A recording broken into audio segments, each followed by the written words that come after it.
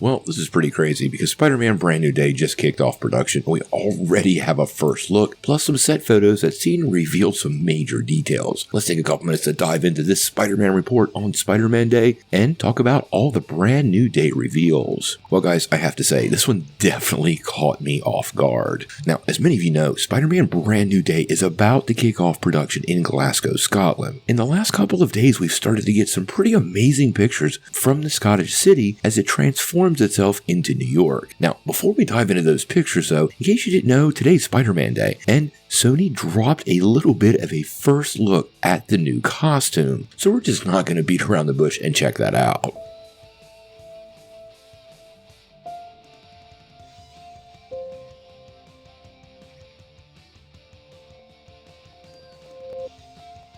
Now, from what I can tell here, I really like what I see. They don't reveal a lot, but probably the first thing you're going to notice about this new suit is we have returned to the era of the raised webbing. Last time we saw Peter Parker at the end of No Way Home, well, he was in a brand new costume, and there are some serious similarities. But from what I can tell, the shade of red on this costume is a bit darker, which quite honestly is perfectly okay with me. Now, like I said, the big difference is the raised webbing, and it looks like the webbing and the logo, which does appear to have stayed the same as the No Way Home Final Swing logo, they definitely are reminiscent of previous Spider-Man suits. Classically, Tobey Maguire's suit always had that raised webbing, and so did Andrew Garfield's. And quite honestly, I love the return to the classic look. Peter Parker had all that Stark tech in his original suits as he entered into the MCU, but now that we're returning to this new era, well, it's pretty neat, and I like that now Marvel Studios is also embracing this look. Now, along with all of this, we started to get some really interesting set pictures. Now, like I was saying, downtown Glasgow is being converted into New York City, and as this has started to happen, we've started to get,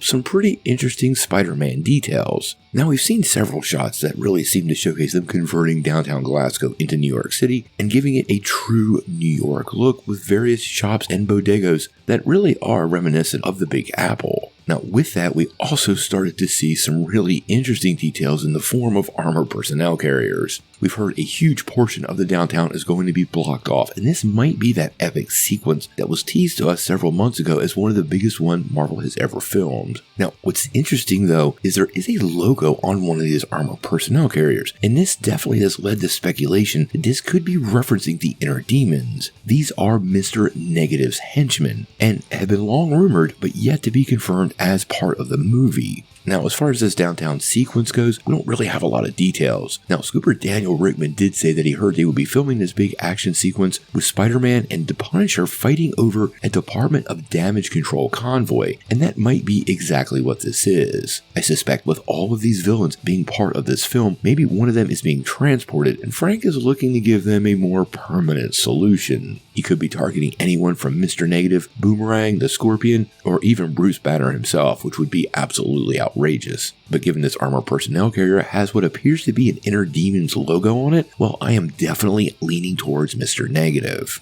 Now, obviously, we're going to keep a close eye on this story, but it is still Spider-Man Day, and we might get a little bit more news. Overall, this first look at the costume and the downtown set changes, as well as these armored vehicles, well, it's pretty clear we are indeed getting that street-level adventure, especially with the Punisher front and center. With this movie literally a year away, the level of hype is incredible, and I think Marvel and Sony are purposefully building this up as much as possible. Since they are about to get in front of the camera, I have to say, I think the hype for this movie at this point before filming has started is probably as high as I can remember in a really long time. Hopefully they shoot this segment over the weekend and we start to get more set pictures, but until they come out, well, we're gonna have to wait and see.